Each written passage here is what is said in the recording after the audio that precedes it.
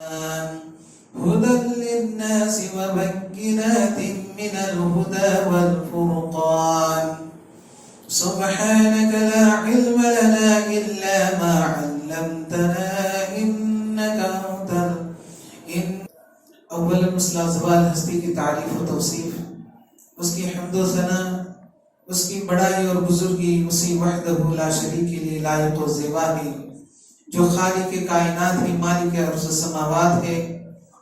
مختصر حمد و ثنا کے بعد بے شمار درود و سلام نازل ہو عموماً تمام انبیاء علیہ السلام پر، اور خصوصاً ہمارے آخری نبی جناب محمد رسول اللہ صلی اللہ علیہ وسلم کے اوپر۔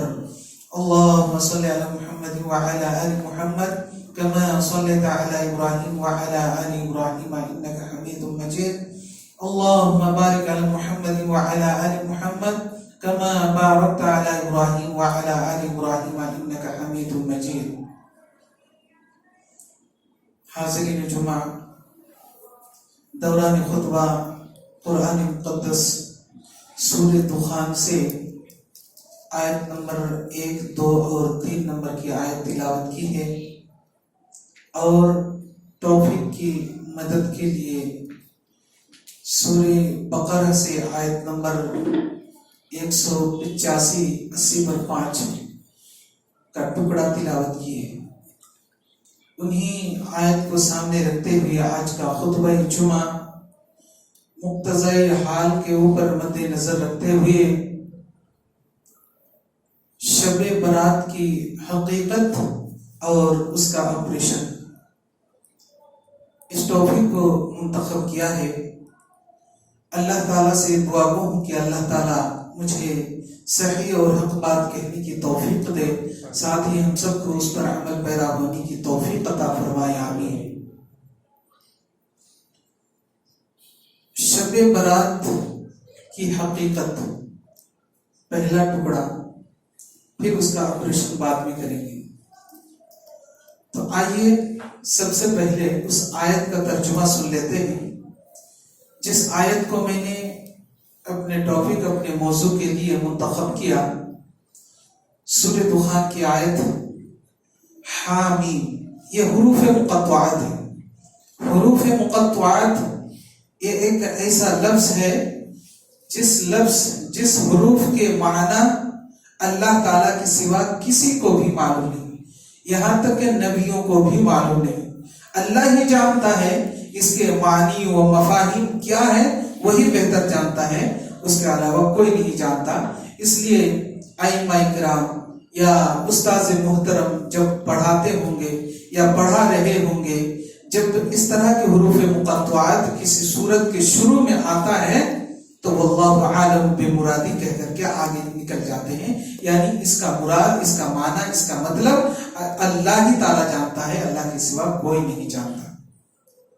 والکتاب المبین، اور یہ واضح کتاب ہے۔ مبین کے معنی واضح، ساری چیزیں واضح کر دی گئی ہے۔ کتاب سے مراد قرآن ہے۔ یہ قرآن کو اس امت کے لیے واضح طور پر پیش کیا گیا ہے۔ اِنَّا أَنزَلْنَاهُ فِي لَيْلَةٍ مُبَارَكَةٍ، یقیناً ہم نے اس قرآن مقدس کو لیلۃ مبارکہ، بابرکت والی رات میں ہم نے نازل کیا ہے۔ یہ تھا اس آیت کا ترجمہ۔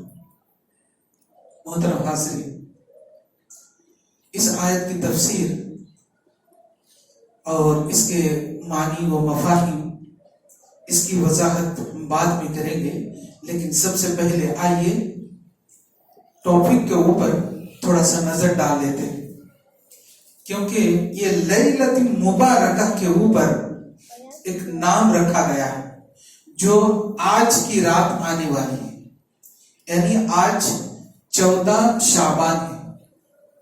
14 شعبان یعنی 15ویں شعبان کی رات آنے والی، بس چند گھنٹے کے بعد 14 شعبان ہو گیا۔ اب آدھا مہینہ باقی ہے رمضان آنے کو، بس ہم لوگ تیار ہو جائیں، فٹ ہو جائیں، اور رمضان کے روزے رکھنے، ان کے برکات اور ان کے ثواب کو حاصل کرنے کے لیے عزم مصمم کریں۔ اللہ تعالیٰ ہم تمام کو رمضان کے روزے رکھنے اور اس کا ثواب حاصل کرنے کی توفیق عطا فرمائے، آمین۔ اس کا نام رکھا گیا ہے شب برات۔ شب برات، شب برات کا معنی کیا ہے، اس بات کو پہلے ہم سمجھ لیتے ہیں۔ شب یہ لفظ ہے فارسی کا، شب لفظ ہے فارسی۔ فارسی ایک لینگویج ہے، ایک زبان ہے، جس طرح ہندی، اردو، عربی، انگلش، تیلگو، اس طرح الگ الگ جو ہے نا لینگویج ہے، الگ الگ زبان ہے، ویسے فارسی بھی ایک زبان ہے جو مدارس اسلامیہ میں پڑھایا جاتا ہے۔ آج کل تو بہرحال مطلب اٹھ ہی گیا ہے، کچھ کتابیں رہ گئی ہیں جو کہیں کہیں پڑھاتے ہیں، ورنہ یہ فارسی پہلے زمانے میں، ہمارے زمانے میں ہم پڑھا کرتے تھے، آج لگ بھگ اٹھا دیا گیا ہے۔ تو فارسی، یہ شب کے معنی ہے رات، یہ فارسی کا لفظ ہے۔ شب کے معنی رات، اور برات کے معنی، برات اردو میں بھی آتا ہے اور عربک میں بھی آتا ہے۔ عربی میں برات کے معنی ہوتا ہے بیزاری، کسی سے بیزار ہو جانا، کسی سے تنگ ہو کر کے الگ ہو جانا، منقطع کر لینا، قطع تعلق کر لینا، اسے کہتے ہیں برات۔ یہ عربی کا لفظ ہے برات کے معنی۔ اور اردو کے معنی، برات اردو کے معنی کے حساب سے بتایا جاتا ہے ڈکشنری کہ جب ایک دلہا شادی کے لیے جب اپنے سسرال کی طرف جاتے ہیں تو ان کے ساتھ ایک بہت بڑا جتھا ہوتا ہے، لشکر ہوتا ہے، جو بڑے آدمی ان کے ساتھ ہوتے ہیں، مطلب 100، 20، 50 جتنے بھی ہوتے ہیں ان کے ساتھ، دلہا کے ساتھ، اسی کو برات کہا جاتا ہے۔ اردو میں دلہا کے ساتھ جتنے بھی لوگ جاتے ہیں اس کو برات کہا جاتا ہے۔ اور عربی کے معنی کے حساب سے برات کے معنی بیزاری کے اور قطع تعلق کے آتے ہیں۔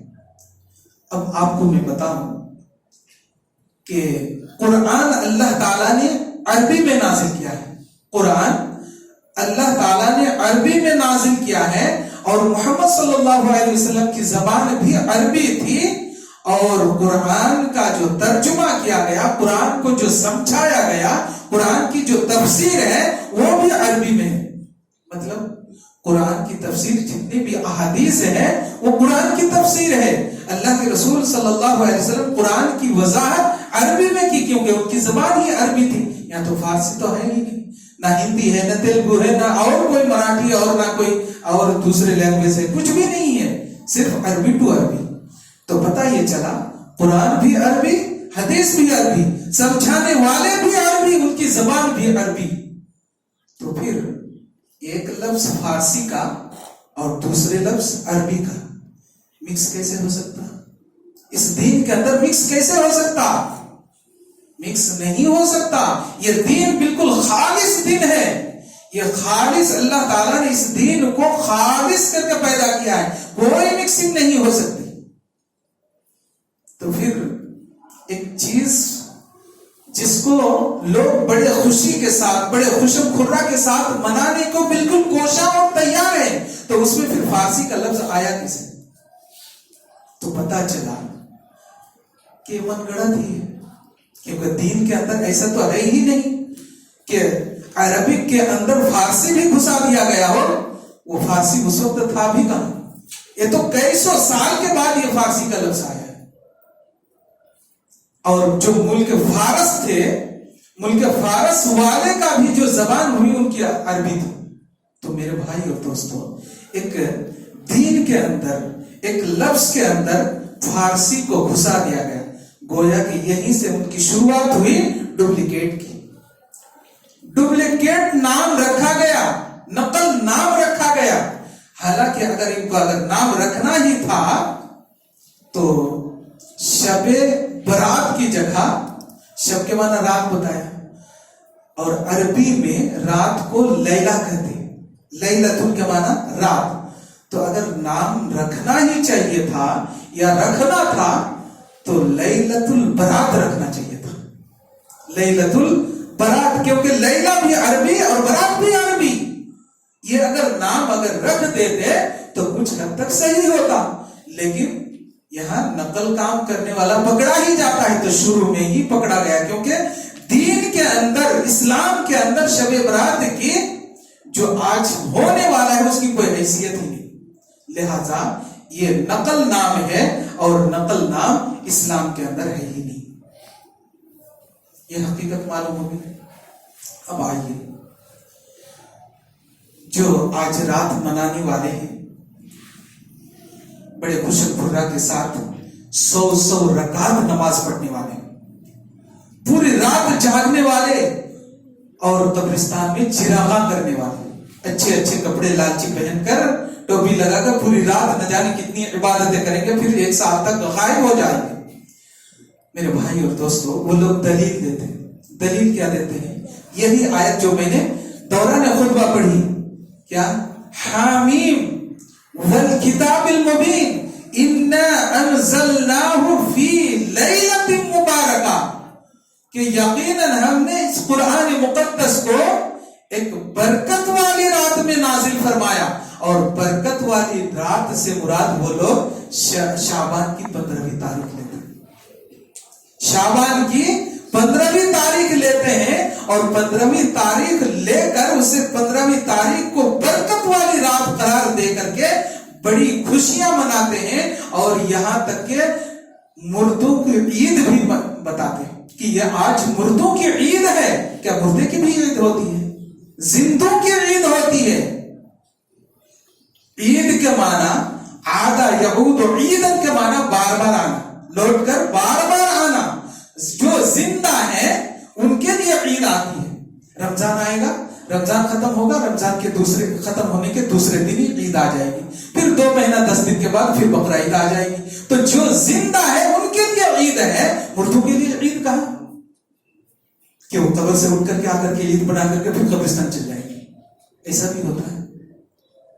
ہاں، عید ان لوگوں کی ہے، عید کے معنی خوشی کے بھی، عید کے معنی خوشی کے بھی ہیں، اور خوشی ان لوگوں کے لیے ہے جو لوگ اچھے اعمال کیے، اللہ تعالیٰ ان کے نامہ اعمال ان کے دائیں ہاتھ میں پکڑائے، ان کے لیے خوشی ہے۔ فَأَمَّا مَنْ أُوتِيَ كِتَابَهُ بِيَمِينِهِ فَيَقُولُ هَاؤُمُ اقْرَءُوا كِتَابِيَهْ إِنِّي ظَنَنتُ أَنِّي مُلَاقٍ حِسَابِيَهْ فَهُوَ فِي عِيشَةٍ رَاضِيَةٍ۔ وہ بڑے خوشم خرہ ہوں گے اور ایک دوسرے کو دکھاتے پھریں گے کہ دیکھو میرے دائیں ہاتھ میں میرا نامہ اعمال ملا ہے، آج میری نجات ملنے والی ہے، مجھے نجات مل چکی ہے۔ وہ بڑے خوشم خرہ ہو کر کے ایک دوسرے کو دکھائیں گے اور کہتے ہوئے پھریں گے۔ تو ایسے لوگوں کے لیے اللہ تعالیٰ نے فی جنت عالیہ قرار دیا کہ اونچی جنت انہیں قرار دی، یہ ہے ان کا مقام۔ تو ان کے لیے عید ہے، نہ کہ ایرو بیرو نتھو جو نماز نہیں، روزہ نہیں، کبھی پیشاب کر کے پانی نہیں لیا، ان کے لیے بھی عید ہوگی؟ ان کے لیے تو بڑے خسارہ ہے۔ تو میرے بھائی اور دوستو، عید ہے زندوں کے لیے، مردوں کے لیے۔ تو ان لوگوں کا، یہ منانے والوں کا یہ کہنا ہے کہ آج کی رات قرآن مقدس نازل ہوا، نعوذ باللہ من ذالک۔ اللہ تعالیٰ جبکہ دوسری آیت میں اس کی وضاحت کر دیا ہے کہ ہم نے اس قرآن مقدس کو بابرکت رات میں نازل فرمایا، اور بابرکت رات سے مراد کیا ہے؟ لیلۃ القدر۔ یہ لڑکا تو پیچھے ہٹ جاؤ، پیچھے ہٹ جاؤ۔ لیلۃ القدر سے، لیلۃ القدر کی رات ہے، اللہ تعالیٰ نے اس کی وضاحت کر دی۔ اور لیلۃ القدر کی رات یعنی لیلہ کے معنی عربی، یہ عربی میں لیلہ کہا جاتا ہے رات کو، اور یہ لیلہ قدر والی رات کب آتی ہے اس کی بھی وضاحت کر دی قرآن مقدس۔ سورہ بقرہ آپ اٹھائیے، سورہ بقرہ کی آیت نمبر 185 میں اللہ تعالیٰ نے ارشاد فرمایا، شہر رمضان الذی انزل فیہ القرآن، ہم نے اس قرآن مقدس کو رمضان المبارک میں نازل فرمایا۔ تو پھر ہم اور آپ کیسے کہہ سکتے ہیں کہ نہیں، شعبان کی 15ویں تاریخ کو یا 15ویں رات کو نازل فرمایا؟ گویا کہ قرآن کے اندر ایک تحریف چلا دی، رد و بدل کی۔ کتنی بڑی جو ہے نا یہ ہمت ہے کہ قرآن کے معنی و مفاہیم کو بدل کر کے ایک بھولے بھالے آپ کے جیسے عوام کے سامنے پیش کرتے ہیں، اور اپنا پیٹ گرم کرتے ہیں، جیب گرم کرتے ہیں، پاکٹ گرم کرتے ہیں۔ میرے بھائی تو کتنی بڑی تحریف ہے، ایسے علماء پکڑے نہیں جائیں گے. آپ کو کیا معلوم، آپ کے سامنے علماء جو بولتے ہیں وہ سنتے ہیں، عمل کرتے ہیں، آپ کے کوئی قصور نہیں. قصور ہمارے جیسے علماء کی، لمبے لمبے کرتے، لمبے لمبے گمچھا لٹکا کے اور لمبی اونچی ٹوپی پہنا کر لوگوں کے سامنے اس طرح کی بھولی بھاٹی باتیں کر کے لوگوں کو راستے سے بھٹکا دیتے. میرے بھائی اور دوستوں، اللہ تعالیٰ بذات خود یہ کہہ دیا ہے کہ ہم نے اس قرآن مقدس کو شہر رمضان، شہر کے کہتے ہیں مہینہ کو، عربی میں مہینے کو شہر کہا جاتا ہے، شہر رمضان، اور رمضان کا لفظ آ گیا. شہر رمضان الذی، رمضان کا مہینہ ہے، انزل فیہ القرآن، اسی مہینے میں قرآن کو نازل کیا گیا ہے. بات واضح، بات بالکل واضح کر دی. پھر ہم کیسے کہہ سکتے ہیں نہیں شعبان کی 15ویں رات کو ہی قرآن کو نازل کیا گیا ہے؟ لیلۃ مبارکہ سے مراد یہی رمضان کی رات ہے. اب آئیے کون سی رات کو نازل فرمایا اس کی بھی وضاحت اللہ تعالیٰ نے کر دی. یہ تو مہینے کی بات کر دی، اللہ تعالیٰ نے رمضان کا مہینے کا نام لیا کہ میں نے رمضان کے مہینے میں قرآن کو نازل کیا ہے. اب کون سی رات میں نازل کیا ہے اس کی بھی وضاحت کر دی. آخری پارہ بہت ہی مشہور معروف سورہ ہے، اِنَّا أَنزَلْنَاهُ فِي لَيْلَةِ الْقَدْرِ وَمَا أَدْرَاكَ مَا لَيْلَةُ الْقَدْرِ. یقیناً ہم نے اس قرآن کو لیلۃ القدر میں نازل فرمایا. اِنَّا أَنزَلْنَاهُ فِي لَيْلَةِ الْقَدْرِ، لیلۃ القدر، لیلہ کے معنی رات، یعنی قدر کی رات. اور قدر کی رات کون سی تاریخ کو آتی ہے؟ 21، 23، 25، 27 اور 29. شب قدر 5 رات آتی ہے نا، وہی قدر والی رات ہے، وہی قدر والی رات ہے. اسی قدر والی رات کو اللہ تعالیٰ نے قرآن مقدس کو نازل فرمایا. پھر ہم کیسے کہہ سکتے کہ یہ قرآن شعبان کی 15ویں تاریخ کو نازل ہوئی؟ قرآن کے ساتھ مذاق نہیں تو اور کیا، قرآن کے ساتھ کھلواڑ نہیں تو اور کیا، قرآن کے ساتھ تحریف نہیں تو اور کیا.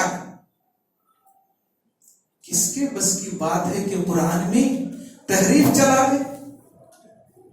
کتنوں بھی کوشش کرے لیکن ان کی کوشش ناکام ہی رہے گی. اس لیے اس آیت کی جو وضاحت کی گئی ہے، سورہ دخان کی آیت نمبر 3 کی جو وضاحت کی گئی ہے اور لوگوں کے سامنے پیش کر رہے ہیں، سراسر غلط ہے. قرآن کے ساتھ مذاق ہے، قرآن کے ساتھ ناانصافی کر رہا ہے اور عوام کو، بھولے بھاٹے عوام کو راستے سے گمراہ کر رہے ہیں. میرے بھائی اور دوستوں، لہذا اس کی کوئی حیثیت نہیں. اور ایک بات بتا دوں، آپ ہندی میں، انگلش میں، عربک میں، اردو میں، یہاں تک کہ تیلگو میں بھی الرحیق المختوم آپ کے سامنے ہر مساجد میں مل جائیں گے. آپ ان کے حاشیے میں آپ دیکھیں گے قرآن مجید کے تعلق سے کہ صفی الرحمن مبارک پوری اس حوالے سے لکھتے ہیں کہ قرآن مقدس جو نازل ہوا ہے، یہ جو لیلۃ القدر کی رات، تو اللہ تعالیٰ نے پورے قرآن جو ہم نسخہ پڑھتے ہیں، اس پورے نسخہ سب سے پہلے کہاں تھا؟ لوح محفوظ میں تھا. لوح محفوظ میں تھا، 7 آسمان کے اوپر.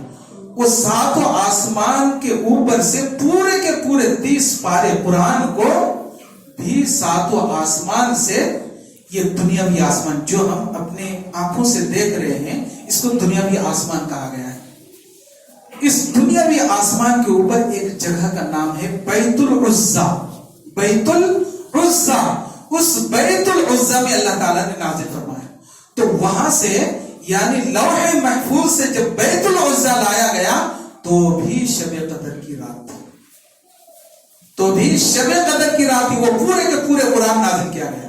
اور پھر بیت العزا سے جو پہلی وحی اللہ کے رسول صلی اللہ علیہ وسلم کے اوپر نازل ہوئی، اور پہلی وحی آپ جانتے ہیں، اقرا بسم ربک الذی خلق، خلق الانسان من علق، اقرا وربک الاکرم الذی علم بالقلم، علم الانسان ما لم یعلم. یہ پہلی آیت تھی، پہلی وحی تھی جو اللہ تعالیٰ نے لیلۃ القدر کی رات ہی نبی کریم صلی اللہ علیہ وسلم کے اوپر نازل فرمایا تھا، دلیل کے ساتھ۔ اس کے بعد یہ وحی کے بعد پھر جیسے جیسے موقع لگا، جیسے ضرورت پڑی، پھر اس کے لیے کوئی ٹائم ٹیبل نہیں، رات تو رات، دن تو دن، جیسے جیسے ضرورت پڑی ویسے ویسے ایک سورہ، دو سورہ، ایک رکوع، دو رکوع، ایک صفحہ، دو صفحہ، وقتاً فوقتاً اللہ کے رسول صلی اللہ علیہ وسلم کے اوپر نازل کرتا گیا۔ یہ ہے ڈیٹیلز جو قرآن نازل ہونے کے تعلق سے لکھا گیا ہے۔ اب یہ بات واضح ہو گئی، قرآن میں اللہ تعالیٰ نے واضح کر دی، تو پھر ہم اور آپ کیسے کہہ سکتے ہیں کہ شعبان کی 15ویں تاریخ کو اللہ تعالیٰ نے قرآن کو نازل کیا ہے؟ گویا کہ سراسر جھوٹ ہے، سفید جھوٹ ہے، اور قرآن کے ساتھ مذاق اور کھلواڑ ہے۔ لہٰذا ایسا نہیں کرنا چاہیے اور ایسا عقیدہ نہیں بھی رکھنا چاہیے، اور اگر کوئی کہتے ہو تو ان کی بات نہیں ماننی چاہیے۔ اگر آپ کو اللہ تعالیٰ نے عقل دیا ہے، ہر انسان کو اللہ تعالیٰ نے عقل دیا ہے، تو انہیں ذرا سوچنا چاہیے کہ قرآن خود کہتا ہے کہ ہم نے اس قرآن کو رمضان کے مہینے میں نازل فرمایا، اور رمضان میں بھی وہ رات جو قدر کی رات تھی، تو پھر ہم 15ویں شعبان کیسے کہہ سکتے ہیں؟ بالکل سفید جھوٹ ہے۔ ایک آپریشن ہو گیا، اس بات کو یہیں پر روکتا ہوں۔ دوسری بات، یہی شعبان کے تعلق سے آج کی رات برکت والی رات کہہ کر کے لوگ لمبی لمبی نمازیں پڑھیں گے، لمبی لمبی عبادتیں کریں گے، اور تلاوت بھی کریں گے، اور قبرستان بھی جائیں گے۔ رات کو قبرستان جاتے ہیں، چراغاں کرتے ہیں، پورے جھکاس ہو جائے گا آج قبرستان، ایسا لگتا ہے۔ تو میرے بھائی اور دوستوں، کیا اس کی کوئی ثبوت ہے؟ اس طرح کی کوئی ثبوت ہے؟ میرے بھائی اور دوستوں، جب ہم حدیث کھنگالتے ہیں تو اس کی کوئی حقیقت اور اس کی اصلی ثبوت کہیں نہیں ملتی ہے۔ کیوں؟ یہ لوگ دلیل دیتے ہیں کہ اللہ تعالیٰ رات کے آخری حصے میں آج دنیا میں آسمان پر نازل ہوتا ہے، اور یہ کہتا ہے کوئی میرا بندہ جو مجھ سے مانگے میں اسے دوں، ہے میرا کوئی بندہ مجھ سے بخشش طلب کرے میں اس کی گناہوں کو بخشش کر دوں۔ تو اس کا جواب یہ ہے، صرف آج کی رات ہی نہیں، صرف آج کی رات نہیں، بلکہ 365 دن کی رات کے آخری حصے میں اللہ تعالیٰ دنیاوی آسمان میں نازل ہوتا ہے۔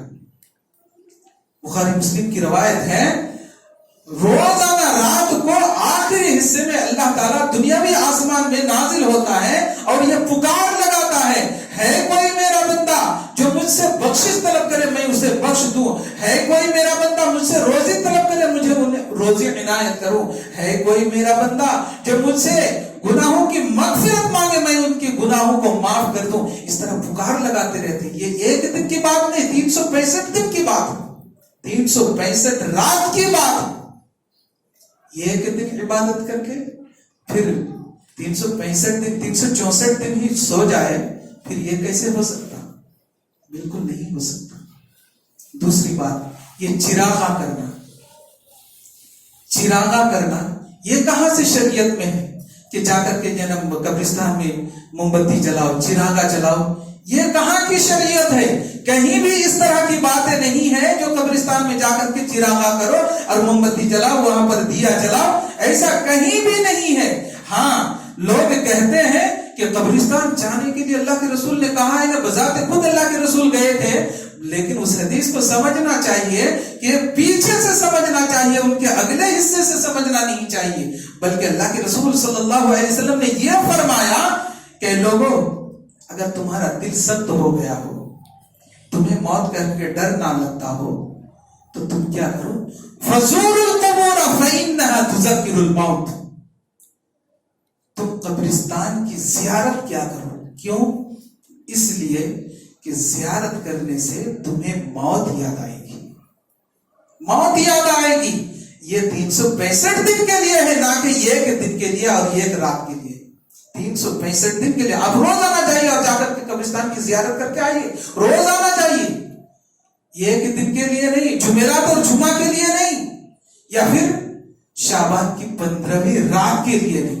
آج کل لوگ جمعرات اور جمعہ کو مان لیا ہے، درگاہ میں جانا، اگربتی سلگانا اور کیا کیا کرنا، قبرستان جانا، پھول چڑھانا، مالا چڑھانا اور دیا جلانا، یہ دن خاص کر لیا ہے۔ دن خاص نہیں ہے، زیارت کرنے کے لیے کوئی دن خاص نہیں ہے۔ یہ عام لفظ ہے کہ فزور القبور، یہ امر کا صیغہ ہے، لوگوں تم قبرستان کی زیارت کرو۔ کیوں کریں گے؟ تو اس کی وضاحت اگلے ٹکڑے میں کر دی، اس لیے کہ فَإِنَّهَا تُذَكِّرُ الْمَوْتِ، کہ تمہیں وہ دیکھ کر کے موت یاد آئے گی، تمہارے دل میں یہ بات پیدا ہوگی کہ یہاں پر ہمارے ابا سوئے، امی سوئے، دادا سوئے، دادی سوئے، ہمارے رشتہ دار ہیں، ہمارے خاندان والے ہیں، یہ کہہ کر کے کل تو ہمارے ساتھ ہے، آج یہاں پر یہ کہہ کر کے تمہارے دل کے اندر ایک رقت طاری ہوگی، تمہارا دل نرم پڑ جائے گا، آنکھ سے آنسو ٹپکنے لگے گی۔ اس لیے تمہیں یہ حکم دیا گیا ہے کہ تم قبرستان کی زیارت کیا کرو۔ تو 365 دن کے لیے ہے، ایک دن کے لیے نہیں، جمعرات اور جمعہ کے لیے بھی۔ اب کبھی بھی جا سکتے ہیں، کبھی بھی جا کر کے جنہیں زیارت کر سکتے ہیں، لیکن یہ کہ دن کو خاص کر لینا یہ بھی کہیں شریعت میں نہیں ہے۔ میرے بھائی دوستوں، وقت زیادہ ہو رہا ہے، اس شعبان کے تعلق سے ایک بات اور بتا دوں۔ دیکھیں، بہت سارے انسان کے کچھ مسائل آتے ہیں پچھلے رمضان کو، چاہے بیمار سیمار ہو یا پھر اور کہیں سفر میں گئے ہوں، اگر روزہ چھوٹ گیا ہو، قضا ہو گیا ہو، اب رمضان آنے کو بس 14 دن باقی ہے، تو انہیں پچھلے رمضان کا جو روزہ قضا ہے اس قضا کو یہاں کر لینا چاہیے، یعنی اس رمضان کے آنے سے قبل ہی ادا کر لینا چاہیے، جو قضا ہے اس کو کر لینا چاہیے، چھوڑنا نہیں چاہیے، کیونکہ وہ فرض چیز ہے، ہمیں اس کو یعنی رمضان کے آنے سے پہلے اسے ہمیں مکمل کر لینا چاہیے۔ جتنے بھی جس کے روزے چھوٹے ہوں، چاہے ماں کے یا بہنوں کے یا بھائیوں کے، مرد آدمی یا عورت آدمی، کسی کے بھی چھوٹے ہوں، تو رمضان کے آنے سے پہلے ہی ان کو پورا کر لینا چاہیے۔ ماں عائشہ رضی اللہ تعالیٰ عنہ فرماتی ہیں کہ جب میرا روزہ قضا ہو جاتی تھی، کیونکہ عورتوں کو ماہواری کا پرابلم رہتا ہے، تو رمضان کو آتا، 11 مہینے آتا تو رمضان کو بھی آتا ہے، تو رمضان میں بھی 2 4 5 7 روزہ چھوٹ جاتا ہے، تو ماں عائشہ رضی اللہ تعالیٰ عنہ فرماتی ہیں کہ جب میرا روزہ قضا ہو جاتا تھا تو میں شعبان میں اسے یعنی رمضان کے آنے سے پہلے ہی میں اسے مکمل کر لیتی تھی۔ سوال کرنے والوں نے سوال کیا کہ آپ اس سے پہلے کیوں نہیں کیا، یعنی اور جو 11 مہینے تھے اس شعبان سے پہلے آپ کو کر لینا چاہیے تھا۔ تو ماں عائشہ نے جواب دیا کہ نبی کریم صلی اللہ علیہ وسلم کی مصروفیت اور مشغولیت کی بنیاد پر میں اور دنوں میں نہیں کر سکتی تھی، میں یہی شعبان کے مہینے میں آخری دنوں میں کر لیتی تھی۔ اور اللہ کے رسول صلی اللہ علیہ وسلم اسی شعبان کے تعلق سے اس کی فضیلت بتاتے ہوئے فرماتے ہیں، حضرت ام سلمہ رضی اللہ تعالیٰ عنہ حدیث کی راوی بیان فرماتی ہیں کہ ام سلمہ رضی اللہ تعالیٰ عنہ قالت ما رأيت رسول اللہ صلی اللہ علیہ وسلم يصوم شهرين متتابعين شعبان و رمضان۔ ام سلمہ رضی اللہ تعالیٰ عنہ فرماتی ہیں کہ میں نے نبی کریم صلی اللہ علیہ وسلم کو نہیں دیکھا، ما رأیت رسول اللہ صلی اللہ علیہ وسلم، میں نے نبی کریم صلی اللہ علیہ وسلم کو نہیں دیکھا شہر یتتابعین کہ لگاتار 2 مہینے کی روزہ رکھتے ہوئے، سوائے شعبان کے اور رمضان کے، یعنی اکثر و بیشتر اس مہینے میں اللہ کے رسول صلی اللہ علیہ وسلم روزہ رکھا کرتے تھے، اور رمضان میں تو رکھنا ہی ہے کیونکہ وہ فرض ہے، وہ اسلام کی 5 بنیادی چیزوں میں سے ایک چیز ہے، اس لیے وہ رکھنا تو ضروری۔ لیکن اس مہینے میں جو ہم اور آپ گزر رہے ہیں، اس مہینے میں بھی اللہ کے رسول صلی اللہ علیہ وسلم روزہ رکھا کرتے تھے۔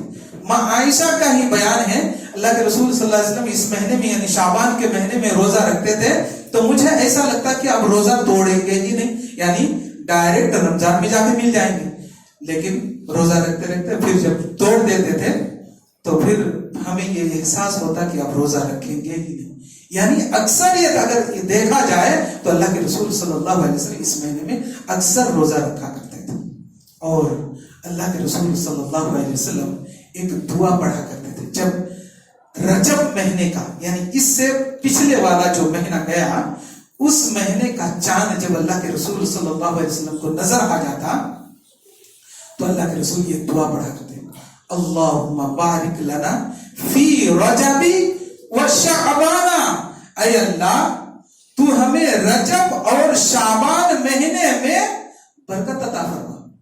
وبلغنا رمضان, اے اللہ تو ہمیں رمضان تک پہنچا دے. یہ دعا پڑھا کرتے تھے. کیوں؟ اس لیے دعا پڑھا کرتے تھے کہ کہیں ایسا نہ ہو جائے کہ رمضان قریب ہو اور اس سے پہلے ہماری سانس نکل جائے تو رمضان کی فضیلت سے ہم محروم ہو جائیں. اس لیے اللہ کے رسول صلی اللہ علیہ وسلم یہ دعا کیا کرتے تھے, اللہ تعالیٰ سے دعائیں مانگا کرتے تھے, اللہم بارک لنا فی رجب رمضان فی رجب و شعبان وبلغنا رمضان. اے اللہ تو ہمیں رجب اور شعبان میں برکت عطا فرما اور ہمیں خیر و عافیت کے ساتھ رمضان تک پہنچا دیا. تو ہمیں یہ دعا پڑھنی چاہیے, اللہ تعالیٰ سے دعائیں کرنی چاہیے, اللہ تو ہمیں صحت و عافیت کے ساتھ رمضان تک پہنچائے اور رمضان کے روزے رکھ کر کے جو ان کی نیکیاں اور ثواب ہے اسے ہمیں حاصل کرنے کی توفیق عطا فرمائے. آمین. یا اللہ ہم نے جتنی بھی باتیں کہی ہے یا اللہ ان تمام باتوں کے اوپر غور و فکر کرنے کی توفیق عطا فرمائے. یا اللہ تو ہر بلا مصیبت اور بیماری سے ہماری حفاظت فرما, ہمارے بال بچوں کی حفاظت فرما, ہمارے ماں اور بہنوں کی حفاظت فرما, ہمارے مسلمانوں کی حفاظت فرما, بلکہ پورے امت مسلمہ کی حفاظت فرما. یا اللہ ہم میں سے جو بھی اولاد ہیں ان کو اولاد صالح عطا فرما. یا اللہ ہم میں سے جو مقروض ہیں ان کی قرض کی ادائیگی کرنے کی توفیق عطا فرما. یا اللہ ہم میں سے جو مفلس الحال ہیں ان کی مفلسی کو دور فرما. یا اللہ تو ہمیں صحت و عافیت عطا فرما, ہمارے روزگار میں اللہ تو برکت عطا فرما, روزی روٹی میں برکت عطا فرما, کشادگی عطا فرما. یا اللہ مفلسی بے بسی بے کسی بے سہرگی سے ہماری حفاظت فرما. یا اللہ تو ہمیں اس دین کے اوپر ثابت قدم رہنے کی توفیق عطا فرما. یا اللہ تو ہماری دعاؤں کو اپنے فضل کرم سے قبول فرما. آمین. تقبل یا رب العالمین. بارک اللہ لنا ولکم فی القرآن العظیم ونفعنا وإياكم بالآیات والذکر الحکیم. انہ تعالی جواد کریم البر الرؤوف الرحیم.